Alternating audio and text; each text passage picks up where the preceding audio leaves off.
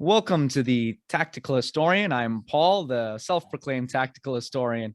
And tonight I am with Dermot O'Shea, former Legionnaire of the French Foreign Legion, whose blog Banks to Battlefields gives its readers a real inside look into the life of a Legionnaire. Now, personally, what I found most poignant about your blog is that it gives your readers an honest look into the struggles, trepidations, challenges, physical, social, and mental, that members of the Legion face, and you can't get that in a history book anywhere or a textbook. So I'd really like to get into some of that today. So thank you so much for coming on the show. I'm happy to be here, Paul. Well, I mean, just to kick it off, I mean, I believe most people will know what the French Foreign Legion is, but for those who don't, what is the French Foreign Legion? Okay. The French Foreign Legion, it's an institution shrouded in mythology and mystery and confusion. You know, if you ask 3 or 4 self-proclaimed informed people what it is, they'll come up with 3 or 4 completely different answers. So the Legion historically was begun by King Louis Philippe back in the middle of the 19th century. And its goal was purely to provide more firepower for France's colonial exploits, because they were very, very stretched all across the world at that point in time, notably in Mexico. So the Legion was created. It was the brainchild of Louis Philippe. And it was basically, you know, another division of the French army. It was another way to get boots filled, to get uniforms on the backs of soldiers, and to get these soldiers out in different conflicts. So what they initially did, the Legion offered amnesty to prisoners who are currently imprisoned, incarcerated in France, that we can commute or shorten your sentence if you enlist in this expeditionary force and get sent off to far-flung places, most likely to die. But obviously, in the century and a half since, almost 2 centuries now, really, when you think about it, and in 2031, it will be the 200-year anniversary, which is wild to think. So in the subsequent 2 centuries, the Legion has developed into, obviously a far more refined and far more regulated fighting force. So what is the French Foreign Legion? It is a division of the French armed forces. That's a very clear distinction to make, because a lot of people throw the word mercenary around when they think about the French Foreign Legion. And for anyone who knows the meaning of that word, it means a soldier for hire. And lots of people still think that the French Foreign Legion is this standalone unit you can hire for a weekend coup in Guatemala and then return them to their depot at the end of the mission. Where it's not the case. The Legion is its own unique unit, its own unique family with traditions. But also the French Foreign Legion is divided into several different regiments with several different specialities. So for example, within the French Foreign Legion, you have cavalry, you have infantry, and you have engineers. Now, all of those regiments with their different specialities are in the French Foreign Legion. But when it comes to an actual combat deployment in modern times, normally overseen by NATO or ISAF, those regiments will not necessarily fight together as one big Legion conglomerate. The Cavalry Regiment is in its own brigade within the larger French armed forces. My own Mountain Infantry Regiment was in a separate brigade. So when France decide to commit to an overseas combat zone, they will send units by brigade.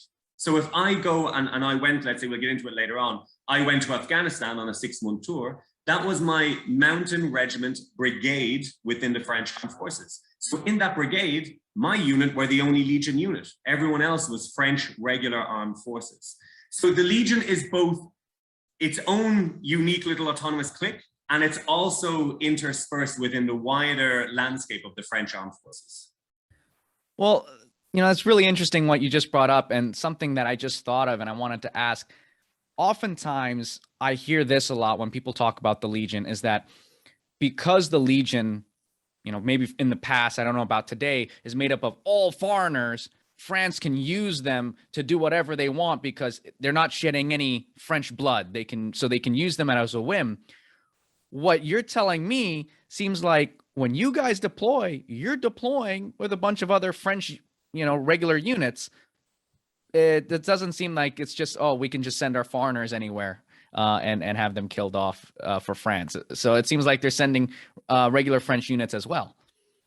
Exactly, and you know that initial analogy you bring up is brilliant, because it leads back to the evolution of the Legion. Because of course, 100 years ago, even as recently as 50, 60 years ago, we're talking post World War II, it was predominantly foreign enlistees within the Legion. There were and always have been French citizens who can and do enlist in the French Foreign Legion, but going back in history, these were guys on their own home soil, choosing the Legion over the French army. So they were running from something or hiding from something. So as you said, that turn of phrase, their blood spilt, wouldn't raise many eyebrows. But yes, historically, the Legion was a very useful diplomatic tool, because they can fight for France's interests, but if they are killed, there is less mourning, there is less consternation among the public back home. These are not French sons that are being killed in the name of France. These are foreigners. They were prisoners. They were bad guys. So there's less uproar, less disruption if they die. But nowadays, as you said, you know, we are interspersed with French regular soldiers when we're deployed on missions. So if an entire convoy or an entire unit or section comes under fire, it's not just Legionnaires in the crosshairs. It's a mixture. I mean, of course, you know, whether it's a Legion unit or a French regular army unit, when it gets to the officer class of the French Foreign Legion, they are almost exclusively French men and women who have graduated from the École Officier Estancier in Paris. So no matter who the grunts and the rank and file are, and even the NCOs, when it gets to officer level within a unit deployed in a combat zone, that officer will be French. So yeah, there's absolutely no distinction. A Legionnaire or a French regular soldier in combat, we're all the same target. And nowadays, we all do cause the same level of remorse or regret or mourning sometimes. I mean, that right there, I think, is going to be pretty eye-opening for anyone listening to this episode. You were talking about some of the reasons people would join the Legion in the past, you know, to escape sort of criminal background or something like that. Why did you join the Legion, and what are Legionnaires? Why are Legionnaires joining today? Right.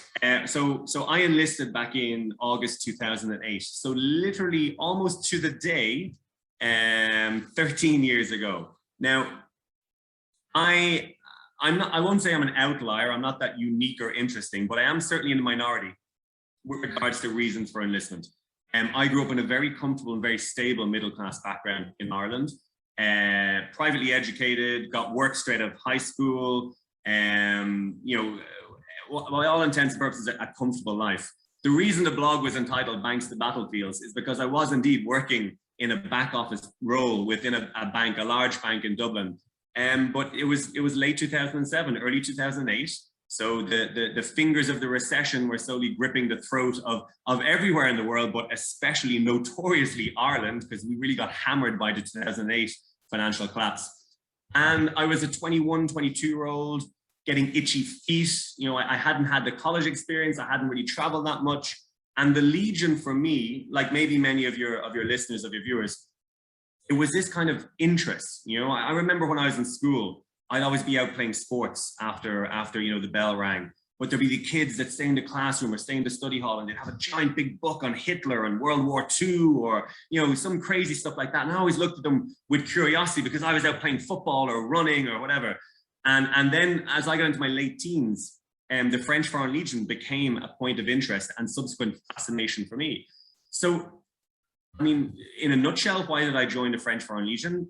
Absolute mind-numbingly naivety, because as a kid I had no idea what I was getting myself into. But you know, yeah, I was more the kind of privileged adventurer who went to the gates to see what would happen and see what would unfold. Whereas, you know, the second part of your question, why do most people join nowadays? Well, with the ever-shifting kind of geopolitical situation globally, the European Union and the chance to live and work within the European Union and all the benefits that that brings is a major draw for a lot of recruits. I joined at 22, and I was alongside guys who were 18, 19, 20, coming from Moldova, Serbia, Brazil, China, and Nepal. And these were nice, normal guys, you know, like they were good, solid, down the middle kids. But their goal was to serve the minimum 5-year contract, which is what the Legion is. You cannot sign for less than 5 years with your first contract. And at the end of that 5-year contract, providing you've had, you know, no major kind of problems with your service, you're eligible for French citizenship. So if you get French citizenship, you have your French passport, which is in turn an EU passport. And so, yeah, economic migration is genuinely the #1 driver of recruitment in the French Foreign Legion since, I'd say, the turn of the millennium. Wow. And on that note, can we talk a little bit about the process of enlisting in the Legion? You know, everyone talks about the fact that, you know, they change your identity and they rip up your paperwork or and such. Is that true, or what is that? Is that a myth? No, not a myth, but it is a situation that has evolved over time, and I think they've stabilized it now. So what initially, or what used to happen, I won't say initially back in the day, but, you know, as long as I can recall with regards to kind of, you know, following the Legion historically, not everyone, but lots of guys would enlist in such a crazy psychotic institution as the French Foreign Legion to escape something, to run away, maybe from active, you know, an active law enforcement warrant, or maybe just from a shitty marriage or a shitty family situation, or a bar fight gone wrong. And so for these guys who needed some sort of refuge, some sort of shielding from the outside world, the Legion offered the chance for them to enlist as sous anonymat. And sous anonymat means under anonymity. So they would get a name, a total identity change. And if anyone came to the gates knocking, saying that they were their mother or they were their baby mama or whatever it was, the Legion could just deny all knowledge of that person because it's a different man inside the gates. But for the adventurers like me back in the day, they could come in under their real name because they had nothing to hide, they had nothing to fear, they were comfortable with their true identity. What that caused over time was a bit of kind of an uneasy dynamic within the ranks, because you had guys who were sous anonymat and would not admit to it because, again, they wanted to be hidden, and guys who had their real name. So things like kind of suspicion and distrust would kind of permeate the ranks because no one knew, are they a real person, are they a fake person, they're not going to tell me either way. So what the Legion decided to do was to change the process. Now everybody gets their name changed. Every single man who enlists in the French Foreign Legion will have their name changed. They might keep their nationality, except if you were a French citizen, you would be converted to either Canadian or Swiss, to again kind of perpetuate that banner declaration. No Frenchmen, it's just foreigners. And in truth, there are a lot of Frenchmen who enlist. So everyone went sous anonymat for 1 year, and after 1 year, if you wish to then reclaim your true identity, you could go through a process and you could get your real name back. So your little name scratch on your uniform would change back to your real name. Everyone would learn to call you by that and not the previous one. And that was fine. So as far as I know now, they're back to everyone enlists under their real name. And sous anonymat is a very, very, very, very rare situation. So nowadays, they've stopped changing their name for the first year. Now everyone enlists, they keep their real name. And if you wish sous anonymat, because of tightening legislation and you know, kind of modernized rules that the Legion has to kind of, you know, abide by, there's less gray area with regards to recruits that they can take in. Back in the day, they would kind of have an unofficial grading system in terms of severity of your crime or, you know, peculiarity of your situation. Whereas now it's young kids looking to make a life in the West, looking to get papers, looking to get work. So, you know, if you're not actively sought after by your local police jurisdiction, you're in. If there's any sort of blemish on your record now, they can no longer really afford to take in those wild cards. So it went from be anonymous, have your name changed, be yourself. Everybody gets their name changed for at least 1 year, and then they can decide. And now it's everyone is in, transparent. It's your own true identity. And if you really seek anonymity within the ranks of Legion, you better have a good, clear, and honest explanation why, so that the Legion can make a decision on whether or not to accept you. Fantastic. And since we're still talking about the enlistment process, I just want to know, what was that process for you? Like going to France, walking up to those gates. What was that process like? It was it was probably the most frightening thing I did in my entire 5 years. That includes deployment to war zones, but the most scared I've ever been has been walking up to that gate with my hand trembling with my little Irish passport, passing it through these metal bars, and not knowing what the fuck is going to happen next. You are scared at that initial point, and then you walk through the gates and you see that there are 95 other guys scared shitless just like you, and already the solidarity has begun to form. You know, the famous Legion brotherhood, it forms as soon as you're in that waiting room looking at the other, you know, kind of meek little scared trembling men, wondering what the fuck's going to happen to them in the next 24 hours. So it's nerve-wracking, but also, and in hindsight, it's fascinating. You know, I've never experienced anything as peculiar and surreal as that initial exposure, that initial entry into the famed French Foreign Legion. So pre-selection, if you want to become a Legionnaire, it usually takes 3 weeks. And during those 3 weeks, it's mainly taken up with a series of medical tests, just to make sure, you know, you don't have any underlying conditions, especially with regards to joints. So if your knees or your back or your elbows, wrists are in any way compromised, you're out. Eyesight is another big one as well. There are fitness tests. So a minimum amount of pull-ups you have to do, a beep test. It used to be a beep test. Sometimes they alternate between a running beep test or a running Cooper test, which is 12 minutes to see how many laps of a running track you can run. And they have minimum thresholds for qualification.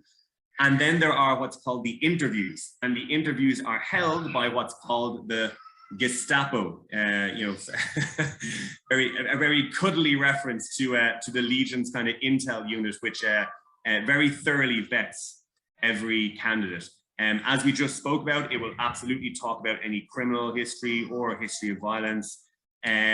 Things like drug infractions are actually probably seen as more serious than, you know, having been in a brawl with a few guys, or, you know, having been in a car accident.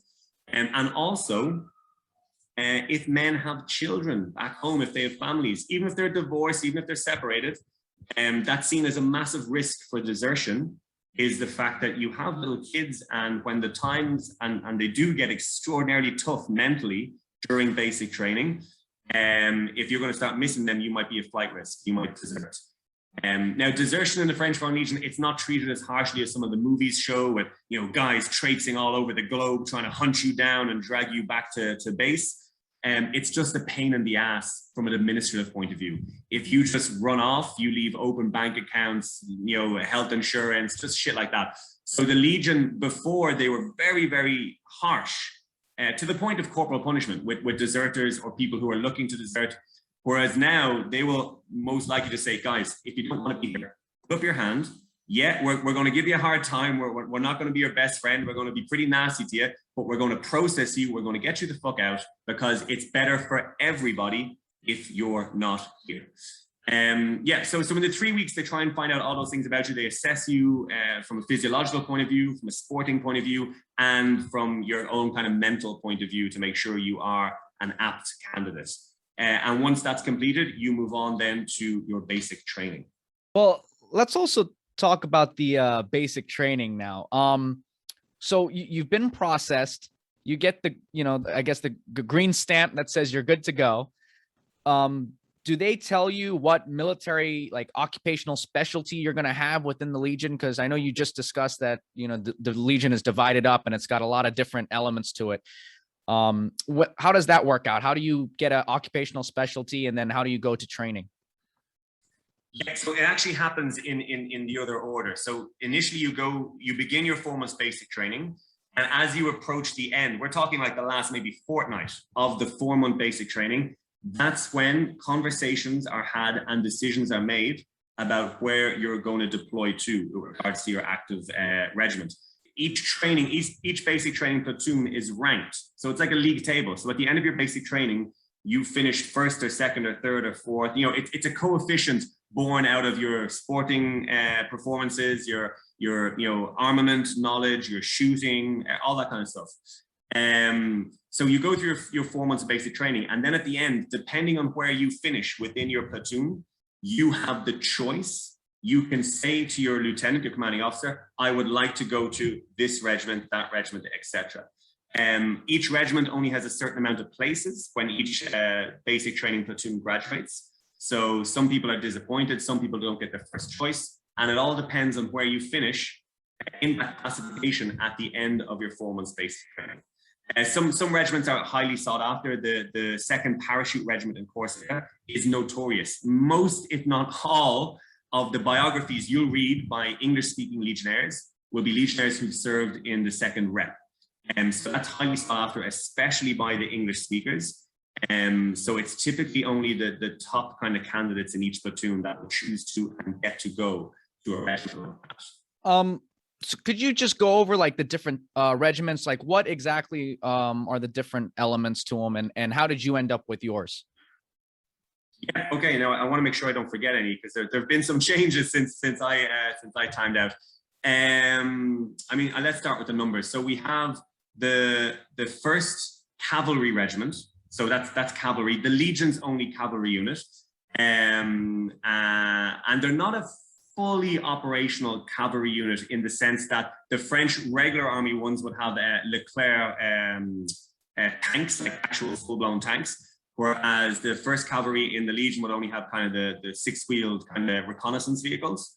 So we have our 1st Cavalry, we have our 1st and 2nd Engineers. So I served in the 2nd Engineers. The difference between the two is the 1st Engineers are your standard military engineers, so IED detection and neutralization. And then military engineering in the sense of, constructing forward operating bases and combat outposts and, I suppose more outdated techniques now, but that are still maybe useful, of like, creating land bridges to transport vehicles across swamps or whatever. So the 1st Regiment is a very standardized engineering regiment.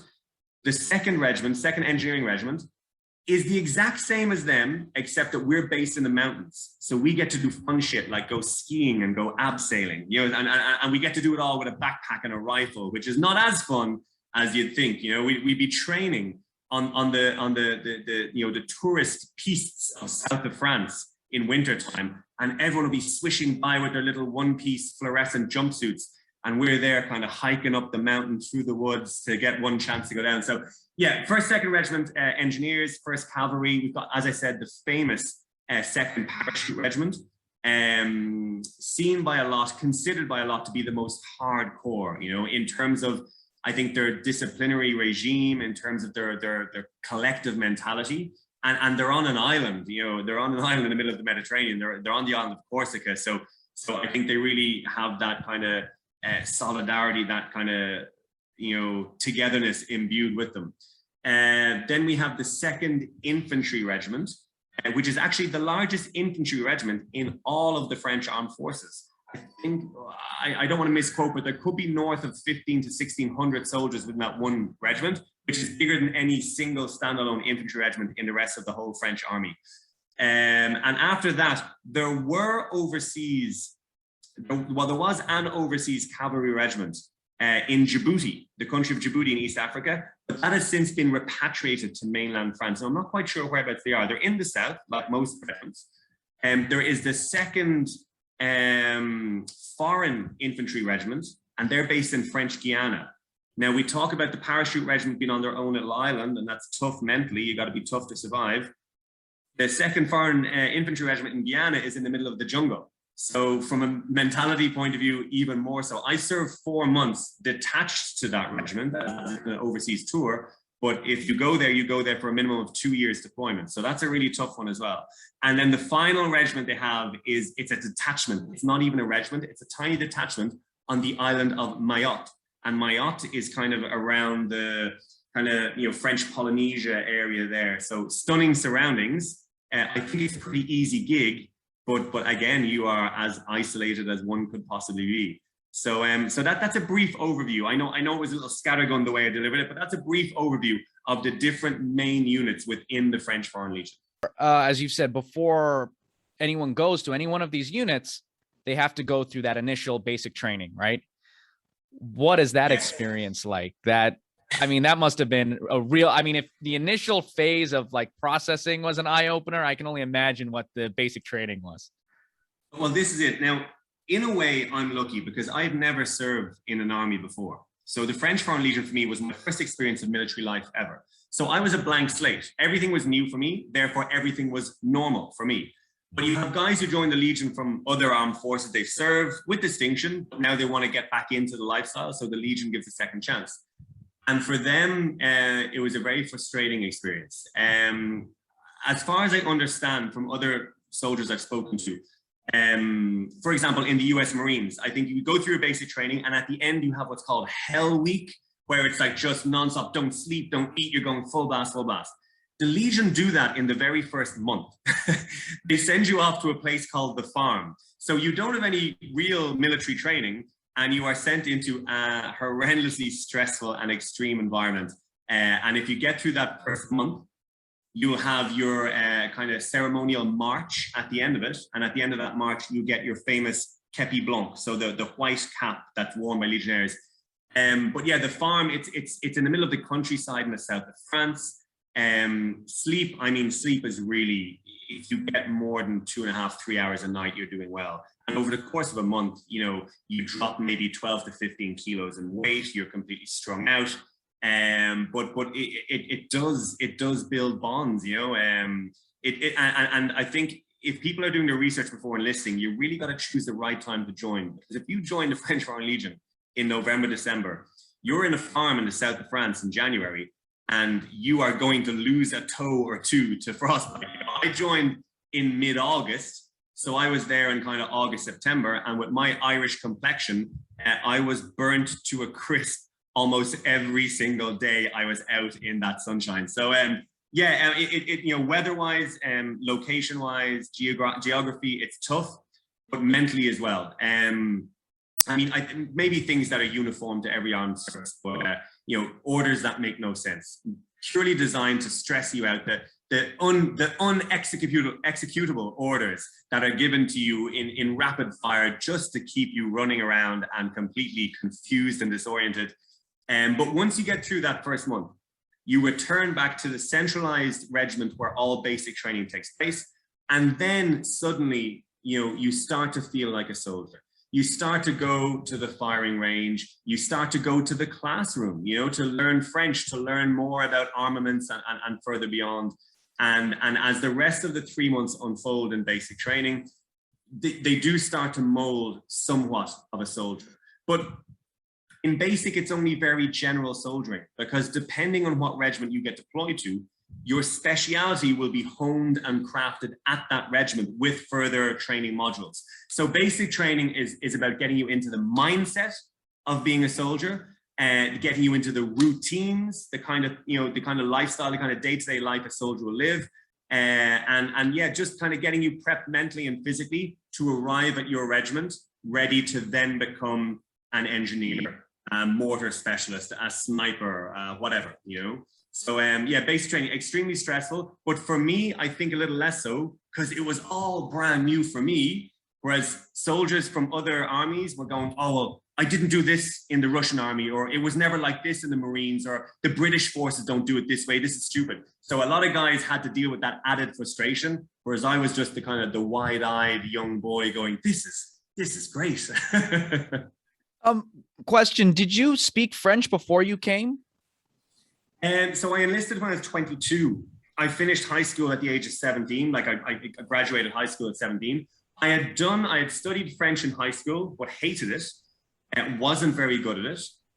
And so when I initially joined the Legion, I was as useless as most other recruits in terms of speaking French. Well, what happened was, from living in a country, working in a country, speaking that language almost constantly, at around the 18-month to 2-year mark, I think all of the repressed conjugations and verb forms and everything that my teachers had hammered into me that I tried to forget, that I never wanted to deal with ever again, they suddenly came flowing forth. And in a very brief space of time, I went from being a kind of struggling French speaker to being pretty much fluent. because I've been immersed in a French-speaking environment for so long that it started to come naturally. But like anywhere, you have to make the effort. You know, in the Legion, it's very easy to find guys who speak the same language as you, and you hang out with them. We call them very amicably, we call them the mafias. So you have like the mafia anglaise, the English mafia. And that's anyone who speaks English. I mean, I'm from Ireland, so to call me English is a fucking insult. But we're in the English mafia. You got the Russian mafia, the Chinese mafia, the Madagascar, the Nepalese, all these mafias. And at nighttime, you want to relax, you want to chill out, speak your own language with your mates, of course. But if you really want to become proficient in French, and I'll say this, speaking French well is the #1 tool for advancement in the French Foreign Legion. You can be a monster on the pull-up bar. You can be an absolute sharpshooter, dead eye with your rifle. But if you can't understand or communicate orders in the language, you're done for. And in the Legion, we get used to listening to French with a heavy Russian accent or French with a heavy, English or Brazilian accent. But when you go on an overseas deployment and you're dealing with a French colonel or a French officer from a French regiment, and you're not speaking and enunciating correctly over a radio, potentially in a firefight, there's going to be fucking trouble. So speaking French well, for me, is the most important thing any Legionnaire can master during his time in the Legion. I mean, those are some great points that you put out there. And I think we'll talk a little bit more about your own advancement to a team leader position, right? Which was rising above your peers, very significant. But before we get there, still talking about basic training, could you share some of your own personal stories or memories from that training? Yeah, I mean, let's begin on the very first day in pre-selection, even before training began. The waiting room was full of these big, mean, tattoo-covered Brazilian guys. And they were talking to themselves, but then they got very confident. So they started kind of, getting chatty with any new person to walk in the door. And obviously you're walking in the door on your own. It's very intimidating to have a group of guys go, hey, you, over here, talk. Anyway, they seemed nice enough, smiley enough. That night we were taking showers. So little shower stalls with a door and, you get washed, whatever, towels strung over the door. I'm showering away, first ever night in the French Foreign Legion. And next thing, this fist just tries to break through the door. Doof, doof, doof, doof. Hey, Irish, Irlanda. I was like, it's taken, I'm washing. And I boof, boof, boof, boof, boof. And I was like, fuck's sake, I'm gonna get raped on my first night in the French Foreign Legion. This is horrendous. And he's like, Irlanda. I was like, fuck off, I'm fucking naked, I'm showering here. And then there's this moment of silence. And then this weird, gravelly Brazilian voice starts belting out Sinead O'Connor, Nothing Compares to You, because that's how he linked me being Irish with what he knew about Ireland. So I'm naked, quivering in the corner of my shower, being serenaded by a giant hulking Brazilian singing Sinead O'Connor. That's night #1 in the French Legion. But yeah, let's go on to basic training. So, I mean, most of those Brazilians didn't even make it through to basic training. They got rejected for whatever reasons. So the guys who were in basic training, it's just, I mean, there's some disgusting things. Honestly, I'm 35 years old now. I know the internet is forever, but I don't really care at this stage. I mean, we're practicing firing positions where you're standing upright and straight away you have to drop into a squat. So you're on your hunkers, you're basically sitting on your heels, to lower your body position on fire. And we're doing this 10, 15 times in the middle of a field behind our farmhouse during basic training. And all I've been eating for the last 2 weeks are army rations that look like gelatified dog food in tins. So by the time I go down for my 6th squat, everything goes, everything gets released. My fucking combats are full right now. So I make an excuse to get to the toilet, and there's okay, here is where I'll cut off, because the internet is forever. But let's just say the poor guys who got toilet duty later that day were literally going door to door like the stag, going, who the fuck left the toilet in that condition? And I'm like, oh, what? The toilet is in that condition? Jeez, there's some real nasty guys in here, isn't there? Oh. Little did they know I was the one who just destroyed the whole fucking cubicle. So just stuff like that. And I look back now, and if I went back into basic training now, I think mentally I'd be so strong that I'd be able to handle everything, even though my body's older, because I'd know what to expect. I'd know how to adapt to it. But you're you're there, you're 22 years of age, you have no idea what the next hour holds in store for you. And that's the stress that is just, it's unrivaled. I've never, in any walk of life, different professions I've had since the army, I've never encountered that type of stress that you have literally by just not knowing what's ahead of you. It's like being blindfolded, walking along the edge of a cliff. It's spectacular and surreal. But in basic training, yeah, I mean, there were some funny stories like that. There were some sad stories. As I said to you, if you raise your hand to go home early, they will process you, but they won't be happy about it, etc. And we had one guy, a lovely Spanish guy, Alfonso, and maybe a third of the way through basic training, we started to get like a phone call a week or a phone call every fortnight, you know, just to check in home. And he found out his wife had been diagnosed with cancer while he had been here enlisting. So naturally, you know, any human can understand, he put his hand up to go home, and yet, you know, they still put him in the high vis vest and made him do the manual labor around the regiment, like the demeaning kind of isolation of the deserter. And everyone says, well, you know, like, fuck, man, if there's ever a legitimate reason, it's this. But the Legion don't care, you know. I'm sure behind closed doors, the colonel of the regiment shook his hand and sympathized with him. But in public view, it has to be shown that if you decide to leave early, you're weak, you're a piece of shit, you don't get to call yourself a Legionnaire. And, you know, so there are sad things like that. I mean, there was also another guy, a lovely Iranian chap, and he went on to the 2nd Parachute Regiment, and he came off his first phone call. He was the last of us. We were all standing around the table with a can of beer and basic training. Like, you know, one of the odd nights they gave us a bit of relaxation. I compare it to the Shawshank Redemption, when the guys tarmac the roof and they get to have a beer at the end. That was us after our first phone call. We got to have one beer and then we're back into the shit. And 4 or 5 of us sitting around, we were loving it. We're, I talk to my family, everyone's happy. And our Iranian friend comes off and he's crying. And of course, Alfonso's wife has cancer. We're like, oh, don't let it be that. And he's like, oh, no, my wife is fine. She just wants to divorce me. Again, that could be sad news, but for everything, we just cracked up laughing, because after the tragedy of Alfonso, this was like just the funniest shit we'd ever heard. But yeah, like a mix of comedy and tragedy, which I think any great experience should really have. Any formative experience should have a mix of both. So basic training had it all. That's fantastic. Speaking of you know, people who end up leaving the Legion or raising their hand, as you say, was there a lot of people who didn't make it through that training or got cut out? Absolutely, yeah, absolutely. So in my basic training platoon, we started as 46. By the end of the 4 months, we were down to 38. So 8 guys had left before the 4-month training had begun. But fast forward to the end of the 5-year contract. So you sign for a minimum of 5 years. 46 reduced to 38 in the first 4 months. At the end of the 5-year contract, we returned to the headquarters base for a ceremony. We receive our certificate of good service, we go. And I was there with 4 other guys that were in my basic training platoon. So it was a lovely reunion. Some of them I hadn't seen in the 5 years because we were in different missions, different regiments. And so we got to link in, and it turns out that out of the 46 that became 38, only 11 had made it to 5 years.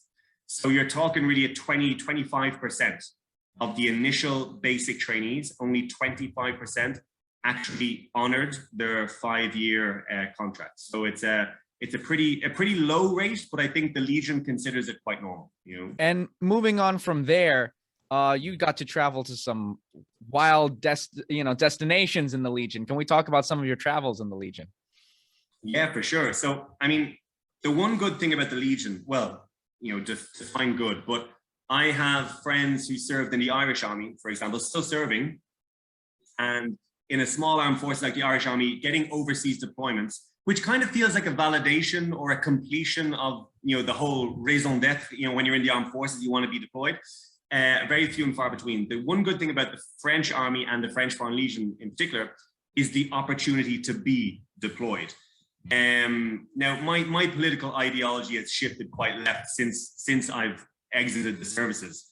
But, you know, I'm going to put on my Legionnaire hat from when I was serving, because when you are serving, you just want to go overseas. A, it's a change of scenery. B, your salary always gets hiked up when you go overseas, so it's good for making money. And as I said, you know, and see, you know, you kind of feel if you've served 5 years or more, you know, people, you know, like you, Paul, you're going to say, oh, where did you serve? And it's going to be kind of a shit story, a shit interview. If I go, oh, well, I was in this part of France, and I was in that part of France, you know, like, it's fucking boring. So again, in a conflicting way, because France is a major post-colonial superpower, they have territories, overseas departments to which they can send soldiers for benign, you know, run-of-the-mill deployments, but still for the soldier, it's an overseas deployment.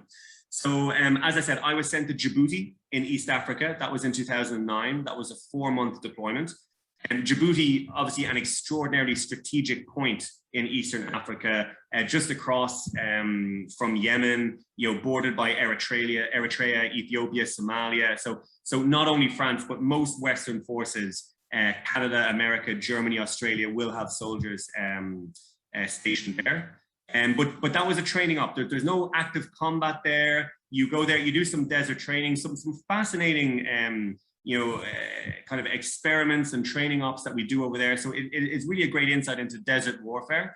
I did another 4-month deployment, as I said, to French Guiana. Now, French Guiana is kind of more interesting because it's an overseas French department. So let's say Djibouti gained its independence in the 1970s. It's its own country, but Western nations have a presence there to kind of, you know, maintain its sovereignty. French Guiana is an overseas department of France. So in French Guiana, the official language is French. The currency is the euro. The mobile phone operators, the cell phone operators are all the same as in mainland France. The only difference is it's 6,000 kilometers away at the tip of South America. And French Guiana is covered in 95% dense rainforest. So there are 2 main missions in French Guiana. One is the European Space Center is based in a town called Kourou in French Guiana. So this is where European space agencies will launch their satellites, launch their rockets into space. So guarding that facility is obviously, you know, of paramount importance, and maintain the integrity of the perimeter, etc. And then the other mission is French Guiana, officially French territory, so it's officially belongs to France, is extraordinarily rich in gold deposits. If you dig down into the soft, muddy earth, maybe only 1.5 meters, 2 meters, you're going to start finding little nuggets of gold that will grow in size to be the size of your fist the deeper you go down. Because it's covered in rainforest, it's extraordinarily difficult to police. So you have illegal gold diggers crossing over from Suriname, crossing in from Brazil, and they're going into the rainforest and they're digging up this gold. Now, it's less the point of France losing a resource, losing its gold, and more got to do with the environmental impact of this illegal, illicit extraction. Because what these gold diggers do is in the middle of the jungle, they'll use huge concentrated quantities of mercury to separate the gold from the rock it's embedded in. And then this mercury will run into the ecosystem, into the ground, into the rivers. It will poison fish, which is a food supply for some native tribes still living in the jungle in the area. So it's an ecological disaster. So the Space Center and the policing the gold digging, they're the 2 main roles when you're based in French Guiana. I was only based there for 4 months, some soldiers for 2 years. But honestly, Paul, 4 months in that jungle is enough. It was the most grueling environment I've ever served. It's that you are never dry. I mean, again, the internet's forever, but I still have issues with my feet and the spaces between my toes. And I'm still on occasional medication or powders or creams because the foot rot I got in those 4 months in the jungle is just, it's with you forever. It's like herpes between your toes, you know? So the jungle was extraordinarily harsh. Even more so than the 3rd overseas deployment I had, which was, of course, my only official combat deployment. And that was to Afghanistan in 2010, 2011. So let's expand on that a little bit. So what was your mission in Afghanistan? What was your unit doing over there? Yeah, I thought I'd pause for you to offer expansion. All right, it's quite hot in the news right now. Yeah, exactly. So, broadly speaking, different nations had different areas of Afghanistan. The Americans were obviously in central Afghanistan, in Kandahar. The Brits were mainly down south in the notorious Helmand province. But the French and a lot of other European nations had the relatively more calm areas in the center and east. So I was in an eastern province of Afghanistan called Kapisa, not too far from Jalalabad and Bagram Air Base. So it was all, quite close there. And again, going back to my roots as a Legionnaire, I was an engineer. So my unit was the engineer detachment of a broader infantry brigade. And we were there to detect and extract IEDs. And you don't go traipsing across country when you're on an overseas deployment. You're in this one spot, and you have got this one field of vision for your 6 months, your 8 months, and that's it. You just police and patrol that area. So we had one stretch of main road linking between two very important forward operating bases, or FOBs. And our job for 6 months was to maintain that road, because you would go to sleep every night, and every morning there'd be fresh IEDs that you had to go and dig up. We had good cooperation from the local people as well. So they would, and in grave danger, when you think about it, in grave danger to their own health and safety, they would offer up information to our command about the location or the placement of new devices. Yeah, so for 6 months, that was it. We had this stretch of main road up and down, particularly frightening and nerve-wracking after a heavy rainfall, because this wasn't a beautifully paved, flat tarmacadam road. This was a mud road with giant potholes and divots. And you're in your vehicle, driving along this road, and you're coming up to a big puddle of water, and you're thinking, is there a pressure plate underneath this water? Is it going to go boom?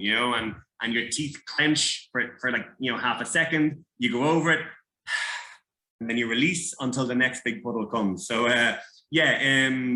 quite a stressful deployment. I don't think there's anywhere in Afghanistan you could be right now that wouldn't be a stressful environment. But yeah, as engineers, at least we found some sort of I suppose, validation in our work, because we're doing it not just to maintain routes for military personnel, but also to keep the environment a little safer for the local population as well. I mean, that's a good point you brought up, because I think all over, there's a lot of places in the world that are still dealing with landmines that have been left over from conflicts that are decades old, right? So that's a great mission right there. You're the expert. Just out of curiosity, what were some of the key things that you looked for to spot some of these IEDs? Yeah, absolutely. And just to go back to your point, yeah, I mean, I'm living in Vietnam right now, and there are charities that still deal in the center of the country with the fallout from the munitions from the Vietnam War. But wow, so yeah, indicators on a barren, rock-covered landscape. How do you look for? We lost some men on that mission to RC IEDs, or remote-controlled IEDs. Because you're not going to have a guy close enough to have a wire. They won't have a wire that stretches that far. So remote-controlled IEDs, these triggermen, the guys hiding, in the mountains, waiting for you to cross a certain point, are going to have their indices lined up. So they're going to have kind of like your kind of default targets on a rifle. I can think of the name in French. I can't think of the name in English. I haven't played Call of Duty that much. I know I know the word for every item of a rifle in French, but my English is terrible. But you know what I'm talking about, the iron sights, right? Iron sights. Thank you so much. Yeah. Yes, the iron Well, sights. what is it in French? Out of curiosity. So we call it oeilleton guidon. Okay.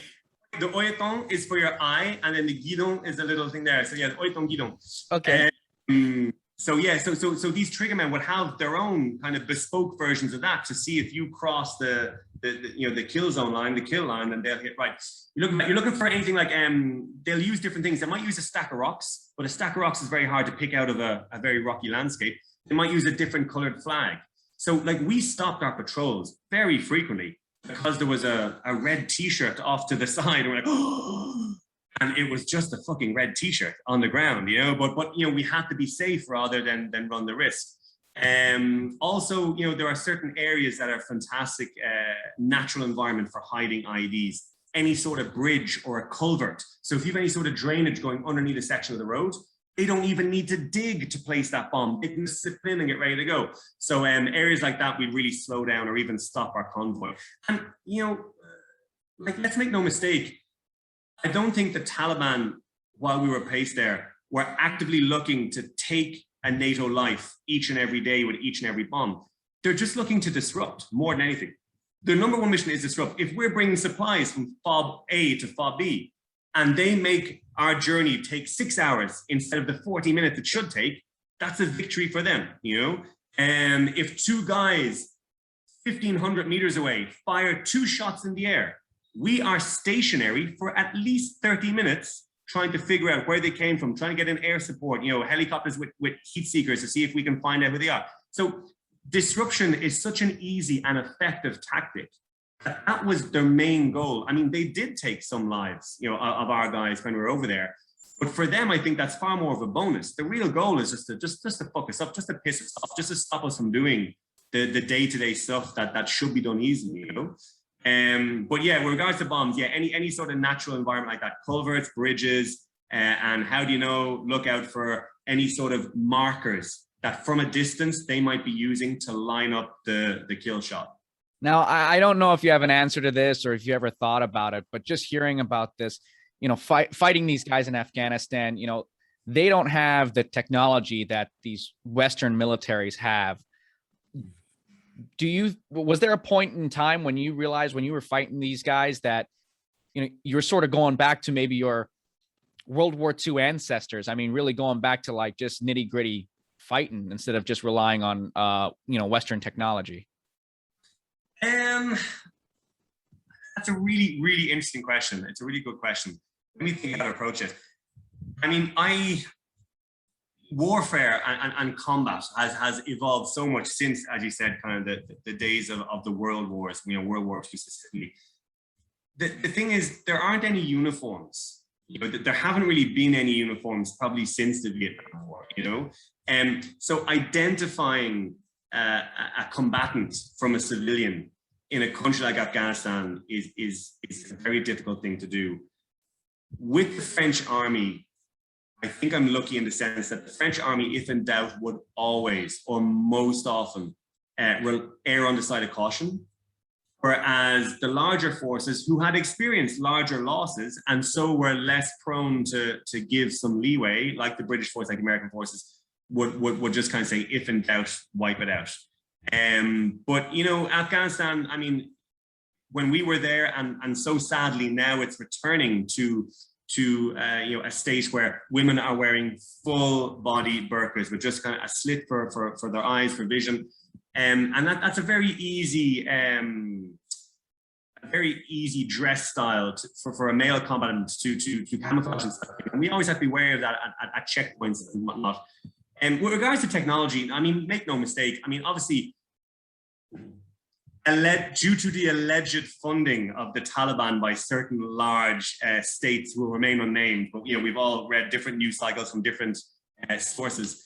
I mean, they're not broke. They're not hermits. They're not farmers. They're soldiers, and they have equipment. I mean, if you see the images coming out of Kabul right now, these guys have got state-of-the-art weaponry. I didn't even see any mahogany paneled fucking AK-47. These guys have proper German, American manufactured rifles in their hands. But, you know, we have air support, we have night vision, we have surveillance balloons, we have radar, we have, you know, digitalized artillery. So like, make no mistake, you know, we always had the advantage in terms of technology, in terms of, you know, technological warfare. But in a landscape like Afghanistan, there's very little advantage that gives you.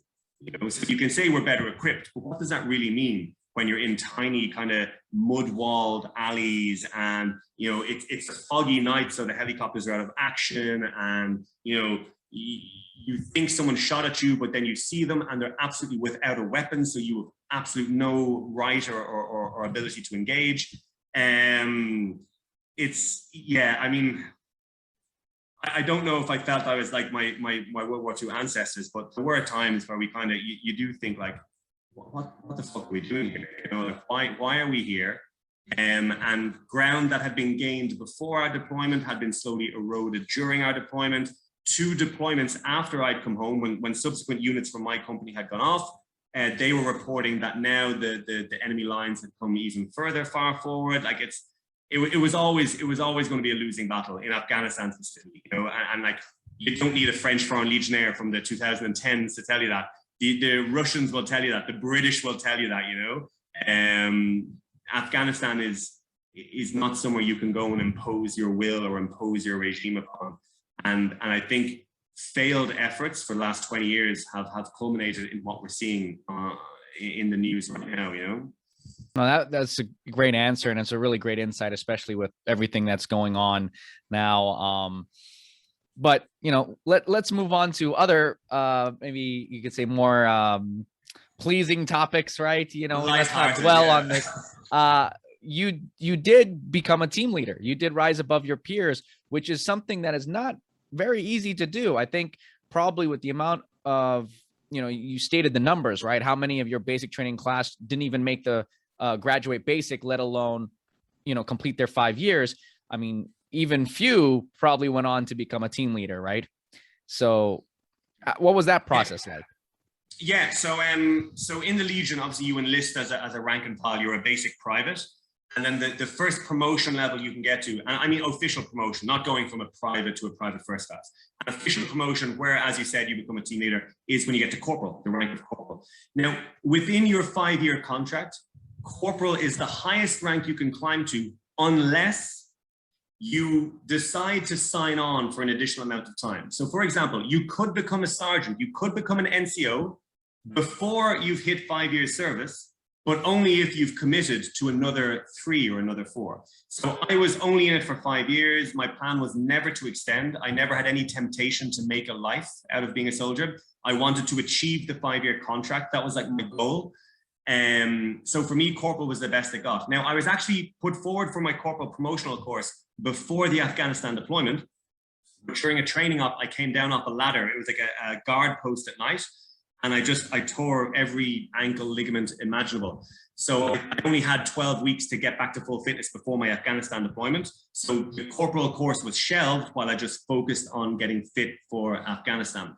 When I came back from Afghanistan, then I went on my course. And I think I was kind of the better for it because some Legionnaires show great promise, great aptitude, great sporting ability. So they get put forward for promotion early, which is great for them. But I was coming back from an actual combat deployment. I had already been overseas to Djibouti. Now I'd come back from actual service in Afghanistan, action in Afghanistan. So for me to approach that corporal promotions course, I think I was seen by the superiors definitely as a more proven soldier and a more dependable, calm under pressure sort of soldier, which definitely helped me during the promotions course. But I talked about basic training and being sleep deprived.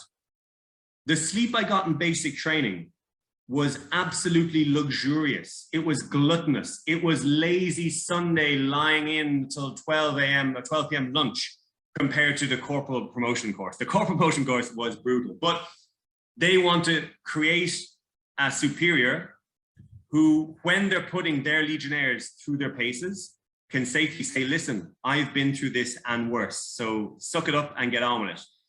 You cannot have a superior telling you to do something if they're not willing or capable to do it themselves. And that's what the Legion Corporal course is all about. The other nice thing about it is that we got to meet other soldiers from regiments who were at the same level as us, same level of, of ability, of accomplishment, the same point of trajectory in their Legion careers. So the corporal course was taken a lot more seriously. In basic training, you've guys raising their hand to go home for whatever reason. You've guys trying to desert. You've guys just breaking down and shutting down and refusing to do anything. In the corporal course, you've got a lot of motivated soldiers who are here to advance their career and prove not only to the superiors at the training regiment, but also to the superiors waiting for them back at their regiment, that they came here, that they represented themselves and their regiment with distinction. And that's the thing, we're all different regiments coming together. So it's kind of like a dick measuring contest, like who's the best? Like our regiment's great, oh, you guys are a bunch of fucking engineering nerds and you guys are, hard-headed paratrooper idiots, So there's that kind of dynamic as well. I was very lucky though, because I went through my corporal course with a couple of guys from my regiment.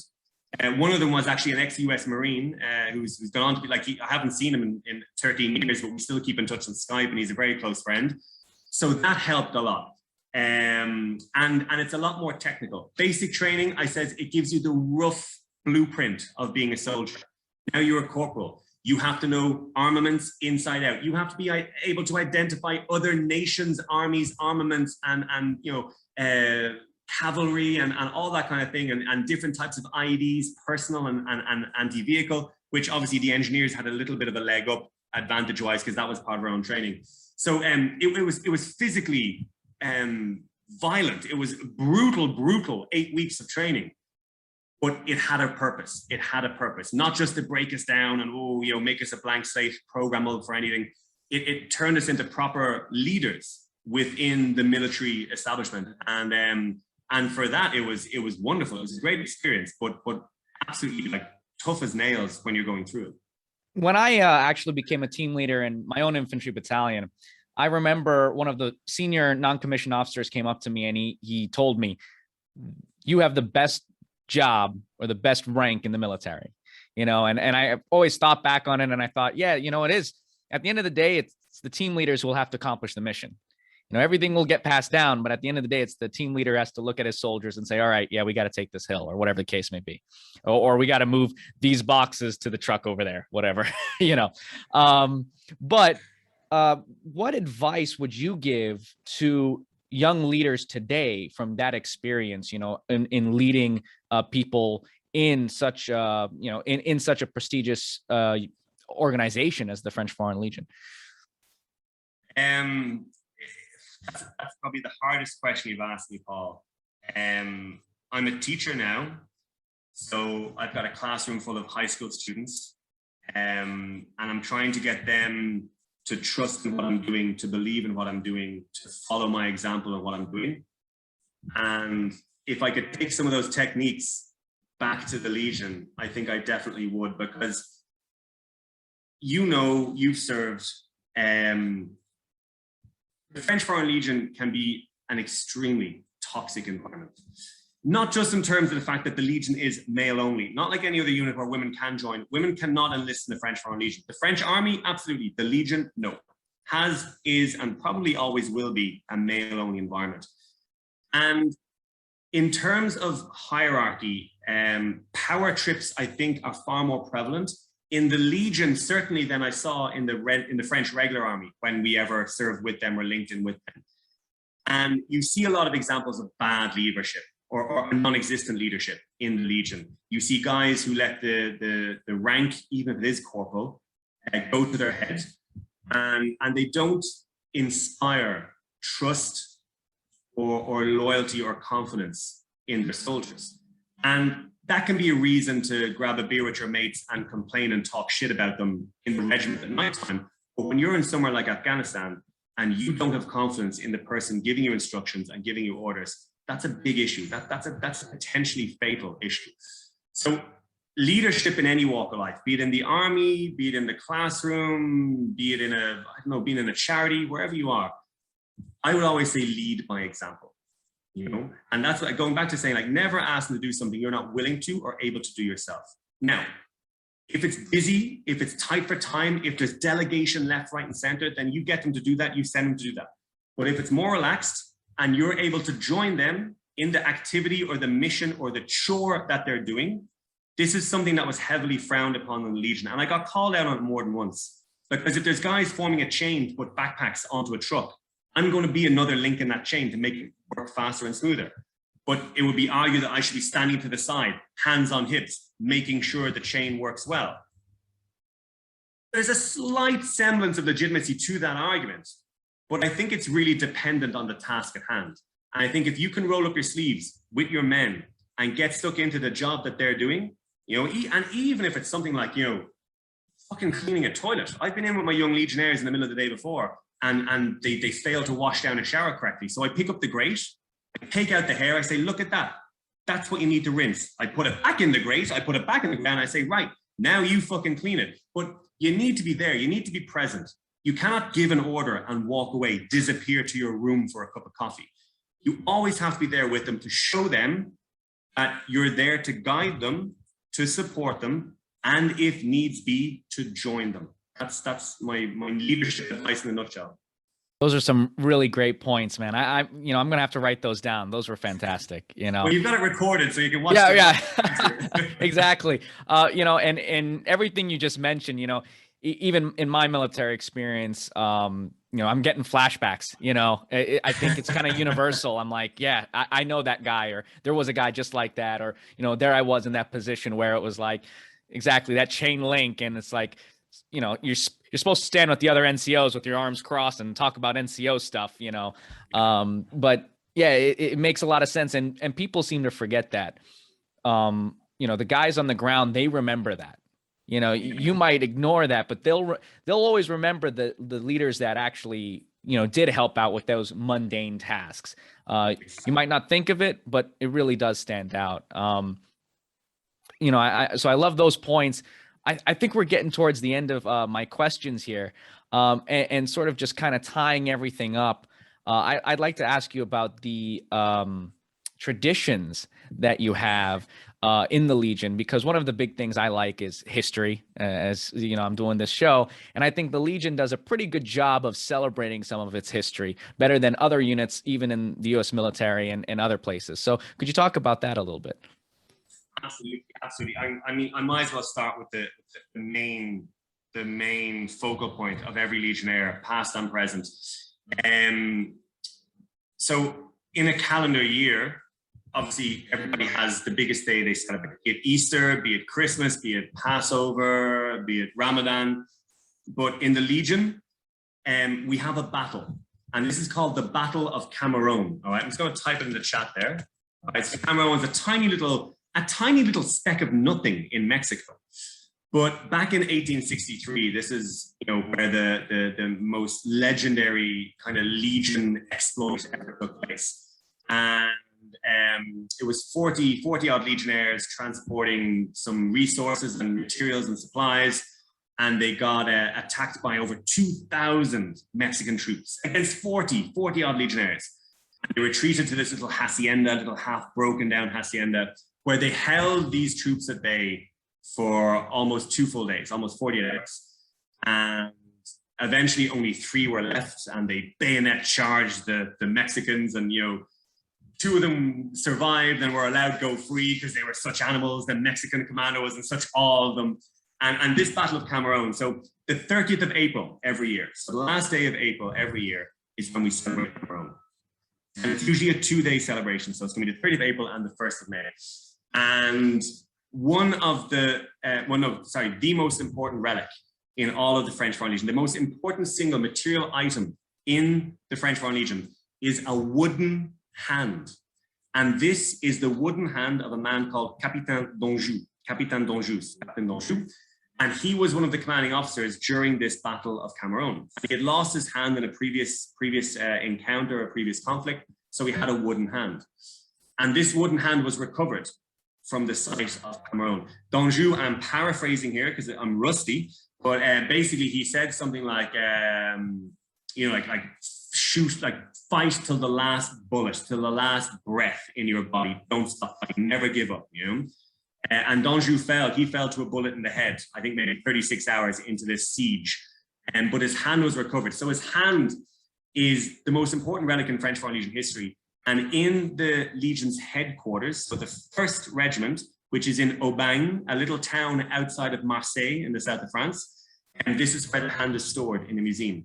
And on the 30th of April, every year, a former Legionnaire, usually like an elderly, absolute war hero from the bygone era of the Legion, he will be chosen to march holding this hand in a glass case, the distance of the parade square, at the end of which a nominated officer from that regiment will read out basically the story of Cameroon. Now, this officer works for months beforehand because they must remember this story by heart, word for word. And in every Legion regiment on the same day, there is a nominated officer. Obviously, only the headquarters has the hand, but in every regiment, a nominated officer will read out the story to the entire regiment and assembled guests by heart. So Cameroon is a massive day. And another great thing about Cameroon Day is that the gates of every Legion regiment all over the world, wherever the regiment is, open to the public. The public can walk into a Legion regiment.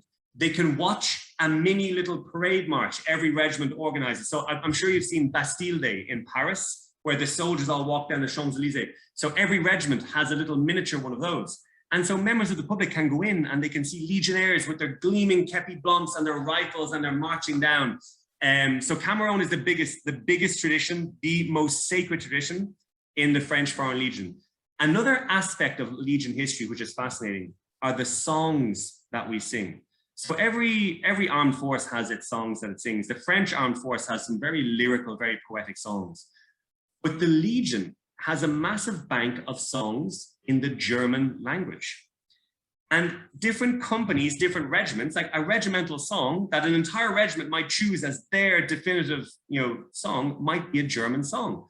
And the reason for this is post-World War II, talk about the shady history of the Legion, a massive contingent of the German army and SS officer class soldiers flooded into the Legion for refuge. Now, France and Germany, apart from obviously Vichy, France and Germany were enemies during World War II.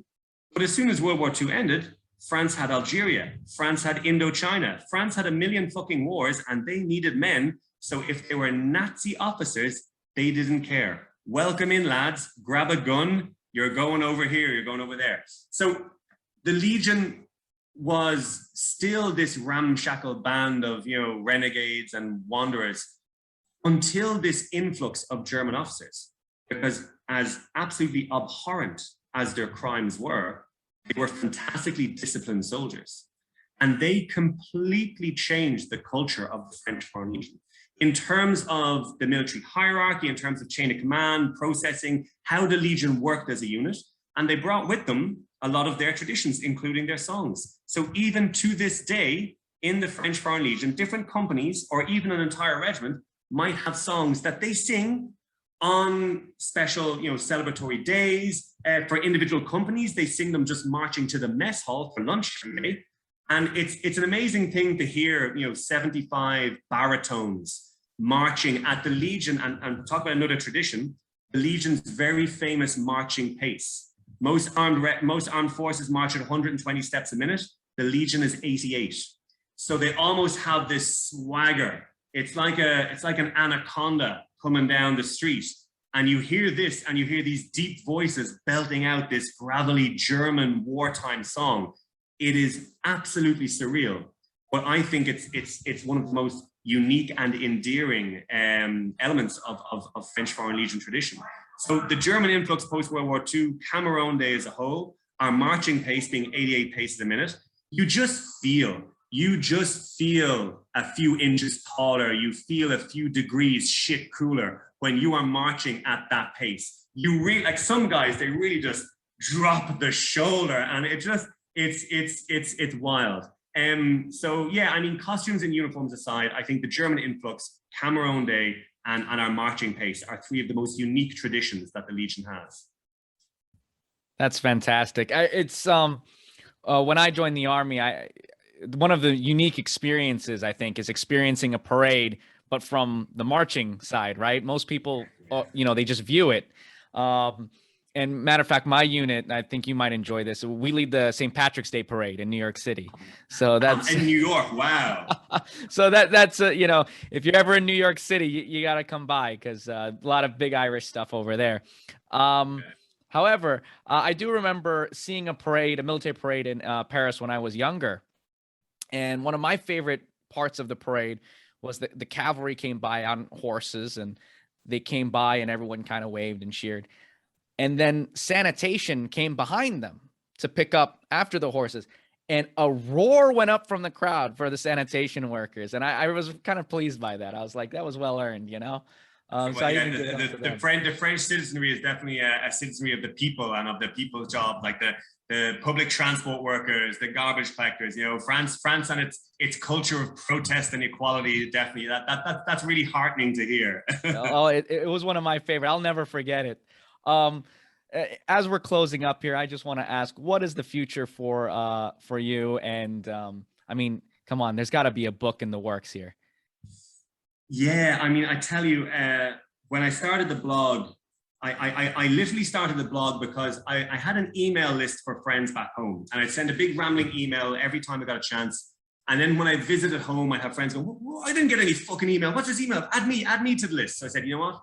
A blog is going to be easier. But as I started writing, and I'm quite a creative writer at heart, it morphed into something else. And while I was serving, I had a few publishers in Ireland who approached me, but I politely explained there's no way I could begin a publishing process while I'm still serving, which I stand by. But now I'm out, people said, do a book. And I said, oh, you know, it's raw. I need time to process. I need to reflect on my service. I could write a very premature and naive book, and then 10 years later go, oh my God, take it off the shelves. But here I am 13 years later. And what I've come to learn is that my viewpoint and my reflection will never stop evolving.